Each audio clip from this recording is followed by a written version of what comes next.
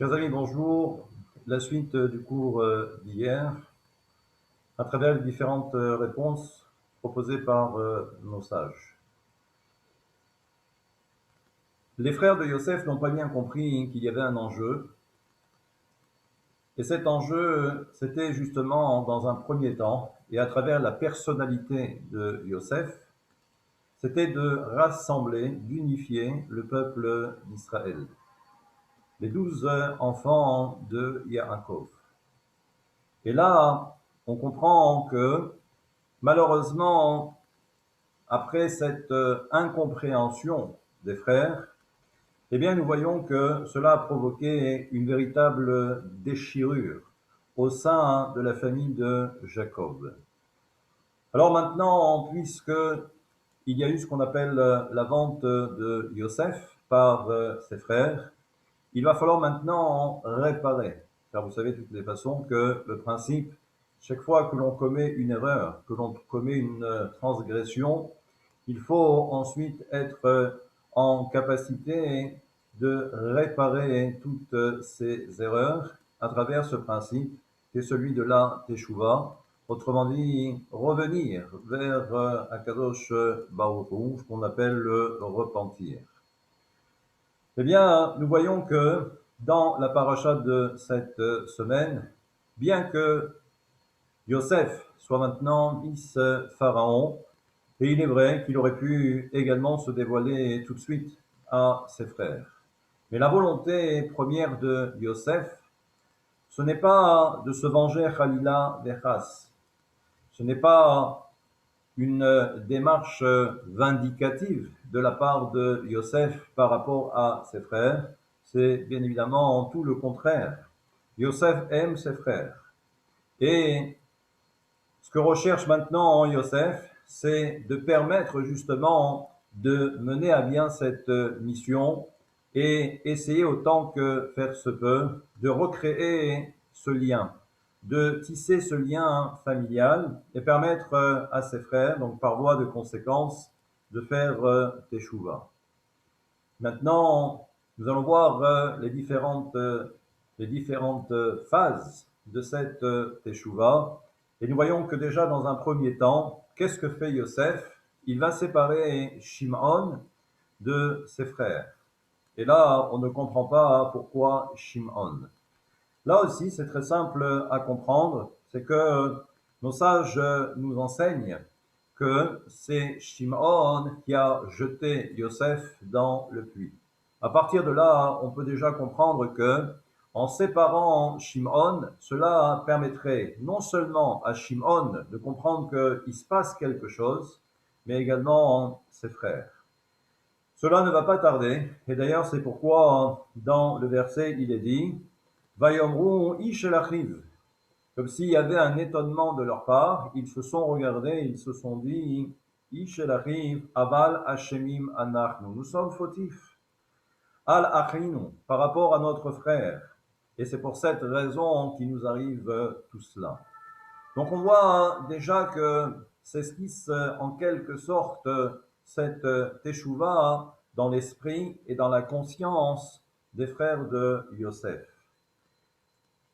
La deuxième étape, c'est par rapport à Binyamin, le frère de Yosef. Et là aussi, ce qu'il faut comprendre, c'est que au-delà de Yosef, cette jalousie naissante, mais cela remonte pas simplement que par rapport à l'histoire des rêves, mais nous savons qu'il existe une véritable jalousie, ne serait-ce que par rapport à Rachel, la bien-aimée de Yaakov. Et ça, c'est quelque chose que les enfants de Jacob avaient du mal à accepter. Et donc, c'est pour cette raison que va naître également cette notion de jalousie. Alors, puisque tout ce qui est à l'origine de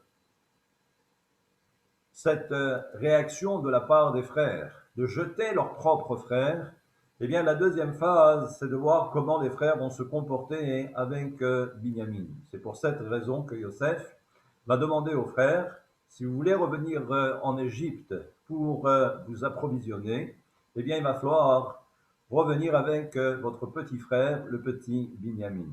À partir de là, on comprend que Yosef voulait voir quelle allait être la réaction des frères par rapport à Binyamin. Eh bien, il y a un midrash qui nous dit que lorsque Binyamin descend en Égypte, accompagné là aussi de ses frères, ils ont fait très attention à lui. Ils l'ont encadré, ils l'ont chouchouté pour qu'il ne lui arrive rien.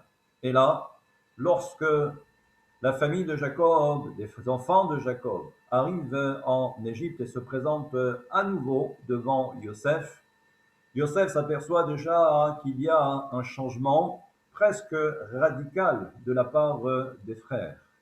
Et là, on voit qu'il y a une attention toute particulière pour Binyamin, comme si, eh bien, cette notion de Teshuvah faisait son petit bonhomme de chemin, et doucement, doucement, eh bien, on voit que Yosef, ce projet que lui-même a mis en place, est en train justement de se réaliser. Mais il reste maintenant, eh bien, une troisième étape, une troisième phase dans la Teshuvah qui a été programmée, qui a été instillée par Yosef.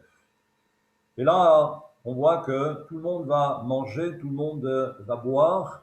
Et d'ailleurs, petite digression, c'est que le Midrash nous dit qu'ils ont mangé et ils ont bu. Et là, nos sages disent que c'était la première fois qu'ils buvaient depuis le moment où ils ont jeté leur propre frère dans le puits. Et là, ce que nous dit également le Midrash, c'est que de leur côté, Yosef aussi, eh bien, pendant toutes ces années, il n'a pas voulu boire bien évidemment, d'alcool. Et ça également, ne serait-ce que par rapport à cet épisode tragique, l'histoire du puits, mais également ne serait-ce que par rapport à la souffrance endurée par le Père.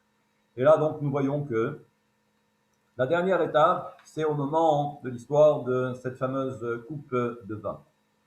Et là, on comprend que on voulait voir véritablement la réaction de Yehuda et voir également, puisque maintenant Binyamin allait être jeté en prison, Yosef voulait savoir si les frères allaient être à la hauteur de cette mission et montrer encore une fois de quoi ils étaient capables pour préserver leur petit frère. Eh bien, dès l'instant où Yosef s'aperçoit qu'ils se sont tous rassemblés pour protester et pour protéger leur petit frère, à ce moment-là, Yosef ne peut plus s'empêcher de leur dire et de se dévoiler, je suis Yosef, votre frère, celui qui n'a pas changé, celui que, entre guillemets, vous avez jeté dans le puits à l'époque où j'étais proche de mon père, sous-entendu, il y avait justement cette Torah, la Torah de son père, eh bien, Yosef est resté toujours Yosef. À partir de là, on peut comprendre que maintenant, ça y est, les frères de Yosef ont fait tchouva, et c'est de cette façon que Yosef a pu réaliser ce tikkun, cette réparation. Eh bien là aussi, puisque nous allons maintenant en terminer la fête de Hanouka, on peut comprendre quel est en quelque sorte le lien entre les différentes bougies de Hanouka et cette paracha. Nous savons que nous sommes tous pourvus d'une âme particulière, d'une lumière qui ner mitzvah vetora or, ou ner Adam. Nous savons que l'homme est comparé à cette lumière. C'est vrai que nous sommes également tous différents physiquement. Nous avons chacun notre propre personnalité, nous avons notre propre caractère, mais l'essentiel, c'est que chacun puisse allumer sa propre lumière et en essayant bien évidemment de parfaire cette mission qui nous est dévolue ou qui nous incombe par le ciel. Mais tout en sachant et en ne perdant jamais de vue que l'essentiel, c'est que chacun puisse s'éclairer, mais tout en gardant à l'esprit que nous faisons partie d'un peuple, d'une unité. À partir de là, lorsque on allume chaque bougie comme ça 8 jours, eh bien, nous voyons que c'est cet ensemble de lumière, comme si chacun était capable de donner quelque chose, mais tout en sachant que le but, c'est de réunir toutes ces lumières pour qu'il y ait une grande lumière, la lumière du peuple d'Israël. Amen. Et nous espérons que très bientôt, Akadosh Baruch Hu nous enverra également sa grande lumière, synonyme de Mashiach. Et comme nous le verrons dans la Haftara, où à la fin des temps, on pourra réunir à nouveau ces deux royaumes, le royaume de Yosef et le royaume de Yehuda. Amen.